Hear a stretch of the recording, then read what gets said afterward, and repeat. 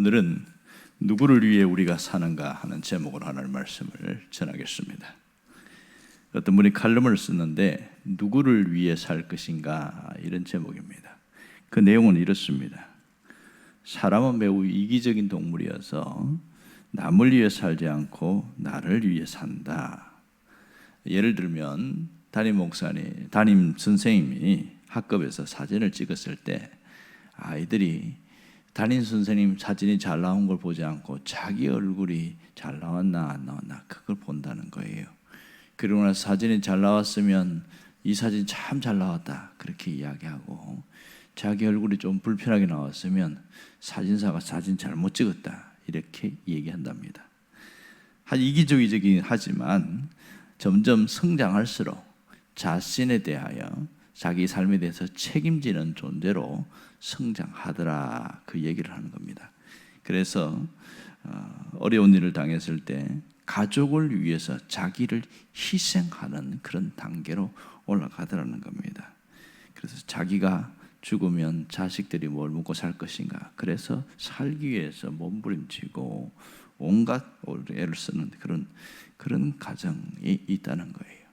결국은 이 끝맺음에 무슨 얘기냐면, 당신은 누구를 위해 살 것인가 생각하고 삽니까? 이렇게 끝을 맺더라고요.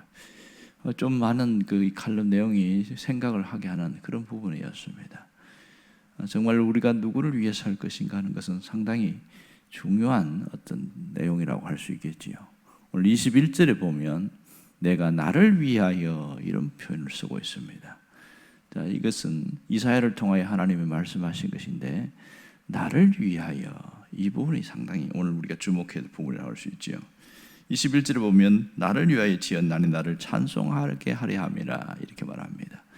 여기서 하나님께서 사람을 창조한 목적에 대해서 이야기를 하고 있습니다. 하나님께서 사람을 창조하신 것은 한편에서는 아담의 편에서는 인간의 행복을 위해서 이렇게 표현할 수 있지만, 하나님 편에서는 그 목적이 뭐냐?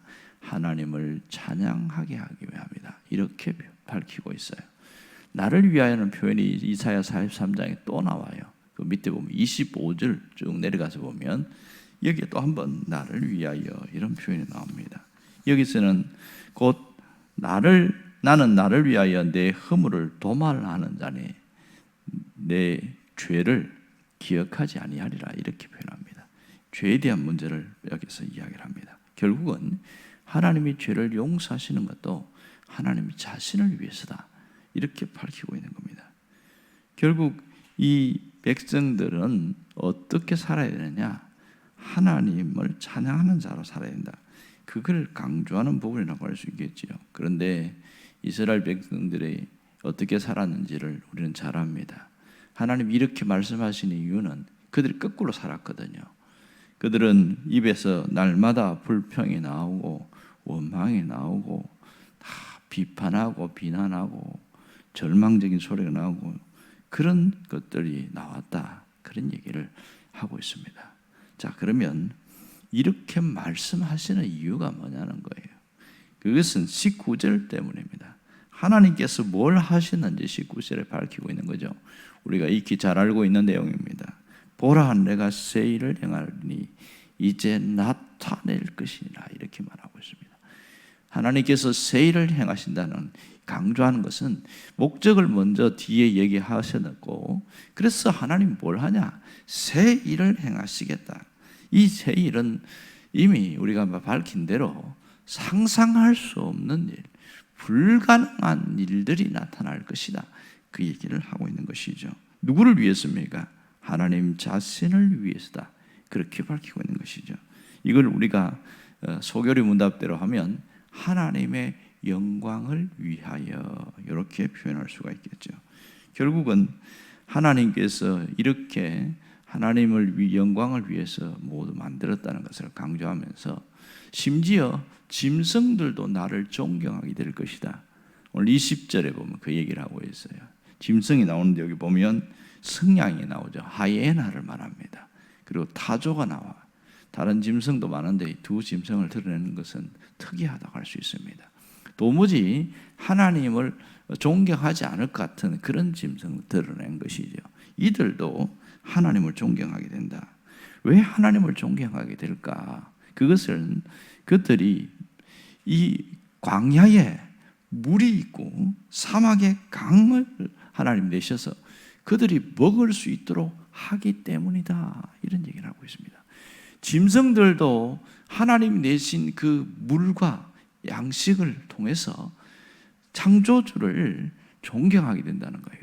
하물며 사람이 하나님을 존경하지 않으면 어떻게 되겠느냐? 이런 것이 뒤에 숨어 있겠지요. 결국 우리는 새 일을 행하시는 하나님의 역사를 바라보고 그 역사가 우리 삶에 재현되기를 소망하며 살아가는 것은 분명한 겁니다. 지금도 하나님은 광야 같은 인생에 길을 내십니다. 사막 같은 우리의 삶의 현장에 강을 내시는 분임을 잊지 않아야 됩니다. 하나님은 우리 인생길을 내시는 분이 분명한 것이죠. 그러면 우리가 새 일을 행하시는 하나님을 어떻게 바라보며 나가야 되냐? 이것이 확실해지는 거죠. 어떻게 나아가야 되냐? 하나님에 대한 기대감입니다. 이 점이 중요한 거예요. 똑같이 하나님 믿지만 하나님에 대한 기대감이 있는 사람과 기대감이 없는 사람은 굉장히 차이 납니다. 이 새 일이라는 것은 우리 안에서는 엄청난 변화를 말합니다. 획기적인 변화, 놀라운 변화를 이야기하고 있습니다. 그것은 내 삶을 일으키는 하나님의 통치가 일어나기 시작하는 겁니다. 신앙이 어린 자들은 눈에 보이는 기적이나 이적에 초점을 맞추어 살아가지만 신앙이 성숙한 자들은 갈수록 내가 달라지고 내가 변화되는 것, 거기에 굉장히 감격하고 감동하는 거죠. 왜냐하면 사람은 안 변해요. 정말 고래심줄처럼 질겨서 사람이 절대로 바뀌지 않습니다. 그런데 하나님이 새 일을 행하시는데 내 안에 내적인 변화가 일어나기 시작하는 거예요. 점점 달라지는데 참을 수 없는 사람이 참을 수 있게 되어지고 자기만 생각하는 사람이 다른 사람을 생각하게 되고 나를 위한 욕심을 부리는 사람이 다른 사람에게 베푸는 이 엄청난 변화들이 일어나고 있더라는 거예요. 결국은 이걸 통해서 누가 높아지냐? 하나님이 높임을 받게 되는 겁니다. 야, 하나님이 대단하시다 이렇게 이야기하는 거예요. 어떻게 저런 사람을 바꿀 수 있느냐? 여러분, 신앙생활에 가장 잘하는 것은 이 내적인 변화입니다. 이것이 사람을 감동하게 하고 하나님을 드러내게 하는 거예요. 우리가 참아야지 한다고 참아지는 것도 아니고 내가 자기를 위하여 살던 사람이 갑자기 남을 위해 희생하는 것 결코 쉬운 게 아니에요. 이것은 변화가 일어나는 것이죠. 여러분, 새 일을 행하시는 하나님의 역사의 가장 그 높은 차원은 내가 달라지는 거예요. 내가 변화되는 겁니다.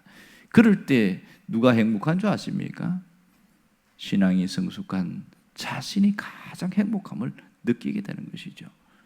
여러분, 우리는 정말 그래서 하나님을 만나야 하고 하나님과 함께하는 삶의 소중함은 바로 여기에 있습니다. 하나님 우리를 구속하고 우리를 가두려고 하는 것이 아니라 우리가 점점 회복되고 달라지고 새로워지고 완성되어가는 그런 존재로 되기를 원하고 있는 것이지요. 생각해 보세요. 늘 신앙이 미성숙한 사람은 항상 이기적일 수밖에 없어요. 자기 자신을 위해서만 살아갑니다. 자기 자신이 편하면 모든 게 다 좋은 거예요. 그런데 신앙이 성숙한 사람은 남을 위해 살아요. 어디까지 올라갑니까? 그것이 이웃이나 가까운 사람에서 하나님에게까지 올라가게 되어지는 거죠. 남을 위해 살아가는데 그렇게 성숙하다 보니까 다른 사람들이 무슨 말을 합니까? 하나님을 존경하게 되고 하나님을 높이게 되는 거예요. 이게 하나님께 영광 돌리는 것이죠. 진짜 하나님께 영광은 이렇게 돌아가는 겁니다. 그러므로 우리가 그 과정 속에 뭐가 있냐면 이렇게 변화되는 삶은 갑자기 되는 것이 아니라 그 사람이 늘 하나님의 은혜 안에 머물려고 하고 그 은혜 속에 살아가려고 하는 발버둥과 몸부림이 있을 때 이런 변화가 일어나는 겁니다. 여러분, 내가 바꾸려고 한다고 바꿔지는 게 아니더란 말이에요. 내가 결심한다고 달라지는 게 아니겠어요. 화내는 걸 한번 이것도 없애려고 금식도 해보고 이리저리 했지만 안 되더라는 거예요. 결국 말씀이 내 안에 들어와서 말씀이 나를 지배하게 되어질 때 그때부터 달라지는 거예요. 왜 우리가 성격이 바뀌지 않고 왜 우리의 모양이 바뀌지 않습니까? 그것은 말씀을 알기만 하고 말씀의 지배를 받지 않아서 그런 거거든요. 정말로 말씀이 지배를 받으니까 달라져요. 정말 달라져요.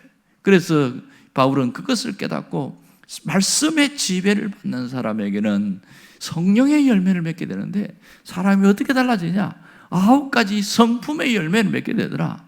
사랑하지 않는 사람이 사랑하게 되어지고, 늘 우울했던 사람이 기쁨에서 열매를 맺게 되어지고, 자비와 온유와 절제와 오래 참음과 그런 또 베풀는 착한 그 모습, 양선, 뭐 이런 것으로 또 충성하는 것으로 이렇게 나타나더라, 이런 얘기를 하는 거죠. 이게 진짜 변화거든요. 여러분, 우리는 그래서 나를 바꾸려고 애를 쓰는 것도 중요하지만 더 중요한 것은 말씀의 지배를 받으려고 몸부림치는 게 대단히 중요합니다. 이것이 은혜 안에서 살아가는 사람의 모습이랍니다. 말씀의 지배를 받으니까 자기 성질대로 살지 않으려고 하는 거예요. 하나님의 말씀이 나를 끌어가기를 원하고 그렇게 살아가는 겁니다. 어떤 분이 이렇게 얘기를 하시더라고요. 우리가 은혜 안에 살기 위해서는 비타민을 먹어야 됩니다. 그래서 눈이 동그래지고 사람들이 무슨 비타민을 먹어야 된다고 그러나, 여러분, 만능 비타민을 먹어야 됩니다. 그런 얘기를 하는 거예요. 그래서 도대체 만능 비타민이 뭔가? 사람이 아침에 비타민을 먹으면 건강하다는 걸 알고 있거든요. 그 만능 비타민, 그것이 가만히 들어보니까 말씀을 이야기하고 있더라고요. 이분이 얘기한 요지는 그렇습니다. 하루 종일 우물우물 씹어먹는 비타민이 있어야 된다, 뭐 그런 얘기를 하고 있어요. 그 비타민이 우리에게 뭘까요? 하나님이 내게 붙들어라고 주신 말씀이 되겠지요. 약속의 말씀이 될 수 있겠습니다. 그리고 내가 이 말씀을 붙들고 살아야지 결단하면서 했던 그 말씀이 될 수 있는 것이죠. 그 말씀을 하루 종일 우물우물 씹고 있는 것이 이게 만능 비타민입니다. 제가 그렇구나 하고 깨닫게 되어졌어요. 정말 이분이 이런 얘기를 하는 거예요. 마가복음 9장에 얘기를 하면서 예수께서 이르시되 할 수 있거든이 무슨 말이냐? 믿는 자에게는 능치 못하심이 없느니라. 그 어린아이를 고쳐줄 때에 이 아버지가 예수님 뭐든지 할 수 있으면 좀 도와주세요, 뭐 이렇게 했을 때 무슨 소리 하냐? 할 수 있거든이 무슨 말이냐? 믿는 자는 능치 못하심이 없느니라. 막 야단치면서 한 얘기거든. 그때 그 아버지가 무릎을 꿇고 내가 믿나이다, 나의 믿음 없음을 용서해 주소서, 뭐 이런 얘기를 하거든요. 자, 그분이 이제 이런 얘기를 하는 거예요. 할 수 있거든이 무슨 말? 믿는 자에게는 능치 못하심이 없느니라. 이걸 하루 종일 우물우물 씹고 그렇게 했더니 자기가 생각이 달라지더라는 거예요. 이건 안 돼, 저거는 안 돼, 이거는 못해, 저것도 못해. 그런 의식을 갖고 살던 이 사람이 하루 종일 그렇게 되씹고 씹고 또 씹고 하니까 하나님이 하시면 할 수 있지, 내가 하면 못하지만 하나님이 역사하면 할 수 있는 거야, 이렇게 생각이 싹 달라지더라는 겁니다. 생각이 달라지는 거예요.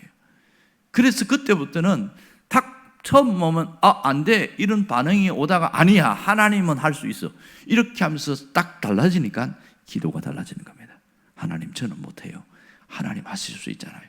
하나님께서 도와주세요. 이렇게 기도가 달라지는데, 이 생각의 변화, 이게 정말로 신앙 안에서 얼마나 소중한지 몰라요. 아무리 열심히 믿어도 생각이 안 바뀐 사람은 신앙이 결코 자라지 않습니다.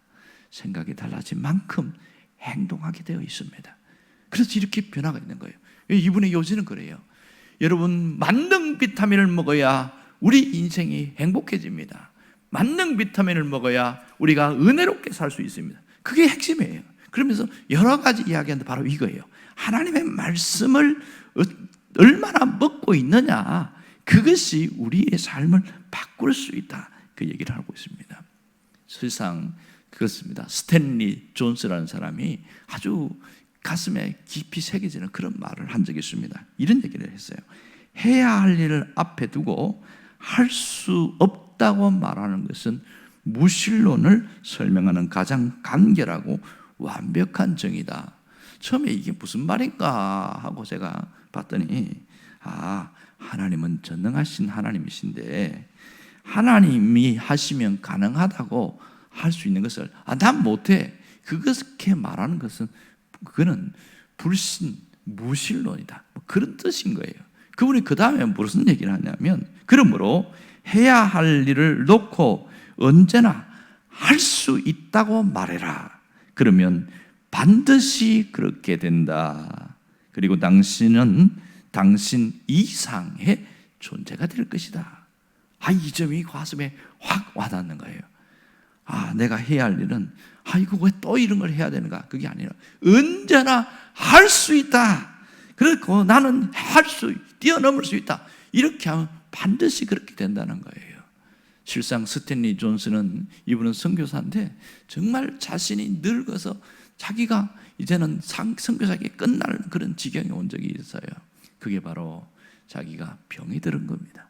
이제는 아무것도 할 수 없는 그런 상황에서, 그래서 여기서도 내가 남아있는 여생에 남아있는 수명부터 인동하는 내가 선교하다가 간다, 그렇게 하면서 병상에서 다시 일어나려고 몸부림을 치는데, 그 유명한 일화가 있잖아요. 보면 의사나 간호사에게 돌아오면, 자기한테 치료하러 오고 약을 갖다 주러 오면 꼭 부탁을 한 말이 있는데, 자기 이름을 부르면서 스탠리야 일어나라, 그 얘기를 시킨 거예요.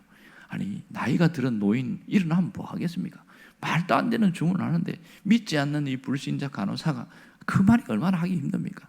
그래서 다시 한번 부탁하고 그렇게 해서 몇 달이 지났는데 어느 날 벌떡 일어난 겁니다. 그래서 몸이 좋아졌어요. 이분은 말씀대로 살았고 그 말씀을 믿으며 살았어요. 할 수 있다고 말하면 실상 하게 된다는 얘기를 하게 되는 거예요. 놀라운 것은 얼마나 말씀을 품고 살아가느냐, 얼마나 말씀을 곱씹고 살아가느냐, 말씀 비타민을 얼마나 먹고 있느냐 따라서 우리 한 해는 달라질 겁니다. 분명한 것은 하나님이 새 일을 행하시는 것은 맞습니다. 하지만 어떤 사람은 감격스럽게 체험하는 사람이 있고, 어떤 사람은 하나님이 하시는지 안 하시는지 잘 모르는 분이 있다는 거예요. 왜 이렇게 차이가 납니까? 그것은 하나님의 편의 문제가 아니라 우리입니다. 내가 얼마나 하나님의 말씀 안에서 머물고 있는지, 하나님 말씀을 품고 살아가는지, 그것이 우리를 바꿔놓는 중요한 열쇠가 된 겁니다. 우리는 이를 통해서 하나님을 찬양하고 하나님께 영광 돌리는 그런 아름다운 생애를 살아가게